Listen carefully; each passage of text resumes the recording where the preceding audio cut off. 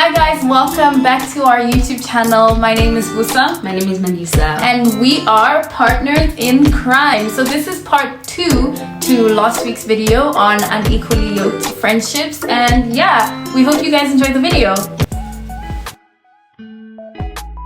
Unequally yoked in relationships, but the one in friendships, I think, because relationships, I don't want to say they come and go because some people are married and locked in and never switch up. So relationships are permanent, but also friends are the people that you spend majority of your time with. So especially right now at the age we're at, no one, maybe some, can say I realized not me commonizing my struggles. You know? Yeah. I don't think anyone has a spouse. And if you're boyfriend and girlfriend and you're spending that much time together, you're doing the devil's dance. Stop it. Stop. At night. Stop. No, but for real, if you're in a godly relationship and you're spending as much time as we spend together, remember the Lord is watching you. Because we spend a lot of time. Yeah. So, and we're talking about God, and you guys have the extra thing that we don't have. You know that extra. You know that. You guys be. Let's get. You're gonna have. Yeah. You're gonna have. I'm joking. I'm joking. It's a joke. Don't cancel us. No. And also, don't just clip that part of the video and be like, look at what this girl said. Bro. We said so much more. Please, get context. We said so much more. Get context. But for real. On a serious note, the Bible also says in 1 Thessalonians 5:11, I'm going to paraphrase, but it says to build each other up as brethren, as children of the kingdom. And it's really important that you build with someone who understands the kingdom, the bigger picture, who understands the bigger picture, who... Imagine when you're telling yourself about building a house, whole time niggas building a bridge to leave you. And then by the time when you finish building your half of the house, you go back to look and there's rubble. You're like, what did you build? A bridge. Because you guys don't have the same common goal. Exactly. Which is why it's very important to be equally yoked. It's not fun. Oh, it is not fun. Because being equally yoked is so much more than the mindset, but it is where you guys are at spiritually. In the sense that because I want us to remain at equal strengths, I have to make sure that I am operating at my best capacity, which means addressing my flaws, addressing things about me that aren't going to be fundamentally beneficial for our friendship. That means if I know that I'm quick to snap, right, but I know she's sensitive, I need to fix that about myself, make sure that I am creating a comfortable space for her, right? And that seems like a lot of work. It seems like, oh my god, why can't she just accept me for who I am? What if who you are is not enough? Oof. One day we'll talk about that. One day we'll talk about that. One day we'll talk about that. But it's really important to be in equally yoked friendships as well. And we're not saying that if you are in unequally yoked friendships that you need to now go and cast that person away. That's not what we're saying. We're just saying evaluate. If your friendships are causing you to be stagnant, if they're causing you to feel like you're doing way too much, like they're draining you of your strength and of your energy, evaluate. And if they're waking up parts of you, you'd rather die. Exactly. You need to go and look at those friendships and then submit them to God. Because in some cases, God will say, you're unequally yoked, but I still need you to serve a purpose in that person's life. And if you've now gone and you've cut that person off, how is that person supposed to reach where they're supposed to reach with God? You being their helper. Not necessarily a purpose partner, but their helper. So you need to evaluate and understand that if God says drop that person, do it because he said so. Do it because you understand that him saying that is not him saying I don't want you to have friends. It's him saying I have a different plan. I have better, you know? That's hard to accept when it comes to friendships because you're like, God, but how can you have better than this? You're like, this gang, you know, like what? But even with myself, I I have friendships back home that I had to just evaluate, and God was like, But when God said, I was like, God, but like now what? He's so nobody. Nobody. Those are people from back home. I text these people every day. I call these people every day. I'm always communicating with bro. People. You know what I mean? And God was like, And if you don't let God do the sifting himself, if you try and do the sifting, exactly, you will miss the mark, which is what? Sin. And the definition of sin is literally missing the mark. Exactly. And so when you allow yourself to just, God says he is the divine help. And then when you take an instruction and you run the opposite direction on them, heard you, I'm gonna do that. When that, stop it. One day we'll talk about that, but in the relationship aspect. No, but just hearing and running. Oh yeah. Next video we'll be discussing relationships. But like, let God do the sifting.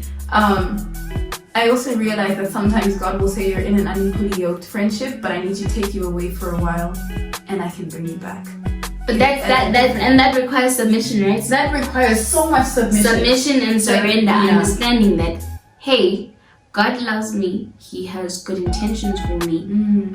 Even if this hurts right now, I know that it should all work out for my good because he loves me and he has good intentions for me. I think just constantly trying to remind yourself, it can't end badly because he has good intentions for me. Like this must, and if you haven't seen the result of it being good and ending, you're not there yet. You should just keep going. You will see the lights at some point. I kid you not. Yeah.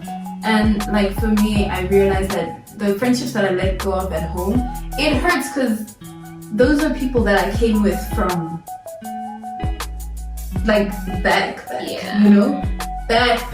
And you know when you talk with people and you're like, okay, when we get to university, we're gonna be da-da-da-da-da. When we get to university, we're gonna be ABC. You know, like primary school, like high school things, like, you know. And then God said, no. Check ya. No. Check ya? No. So I was like, God, but what are you, like, how am I supposed to? And he had to isolate me, but to isolate me to prepare for the friendships that I now have. Because if I would have come in with the yoke that I had, we wouldn't be where we are. I wouldn't be where I am with the friendships that I have right now.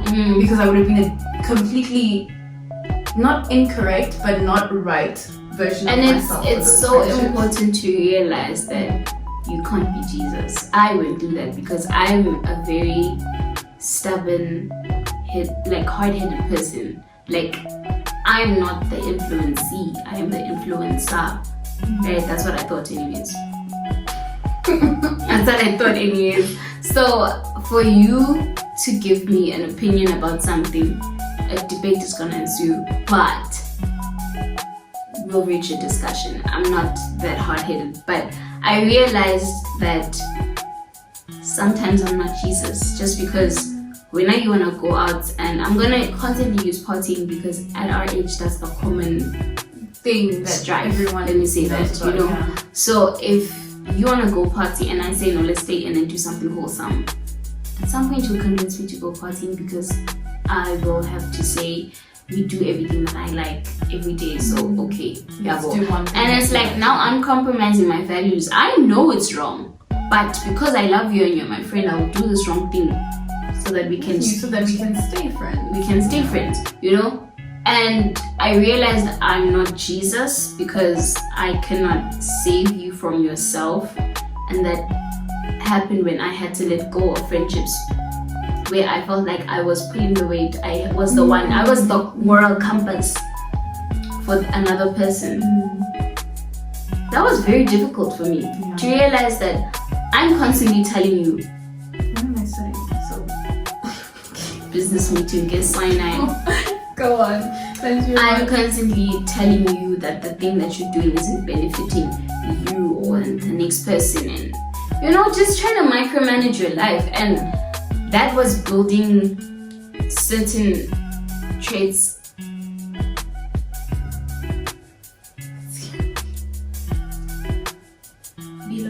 Yeah. I don't know. I'm so, like, I was gonna answer you, and then I looked at your eyeliner and I looked at your eyes, and I was like, that's so pretty. I don't even know what I was saying.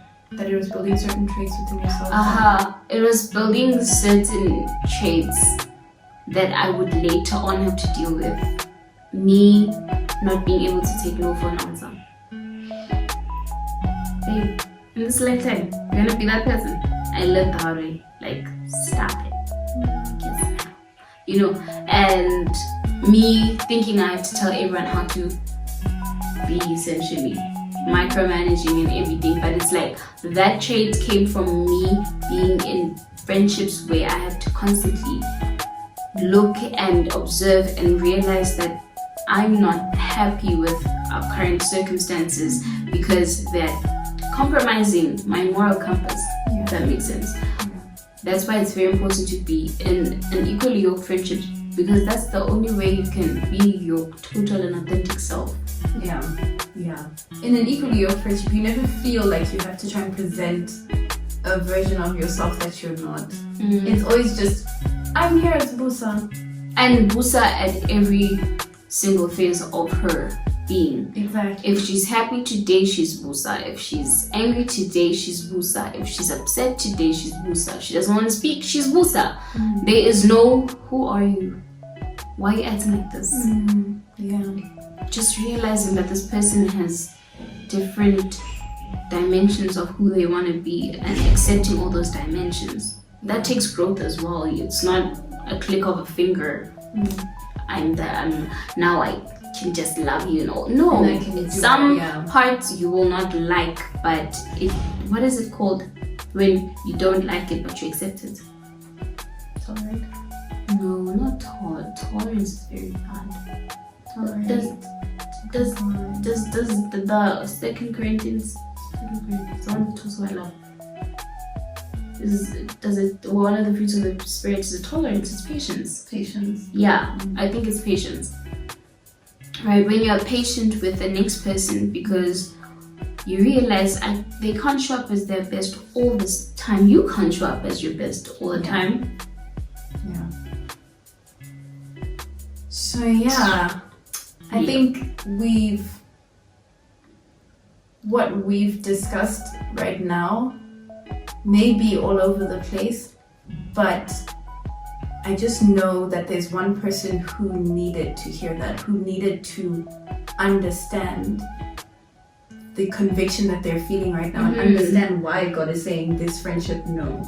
Understand that it's okay to let go. He will give you your people. Like, you will go through that phase of isolation, but during isolation, take it as a vacation with your bae. Your baby in God. Heyyy. Don't bring a man. Take it as a vacation with your bae. You guys are spending quality time together with no one else in mind, nothing else, just each other. And that's what God does in isolation if you let him. But if you take isolation as this time out, you've done this bad thing, then you look at God as a dictator, and that should also help you reevaluate your perspective of who you think God is in your life. Exactly. You know, yes, he corrects us, but his correction comes with love. So I think in realizing that it's okay for him to sift, to take out the things that again, it might have ended abruptly, but don't you worry, the last and final segment is going to be up next week, so don't forget to tune in. Thank you so much for watching. Don't forget to comment, like, subscribe, and share it with your mom, your dad, your sister, your brother, your best friend, your partner in crime. So let's continue on the handshake. we don't know what is next after this. We'll figure it out.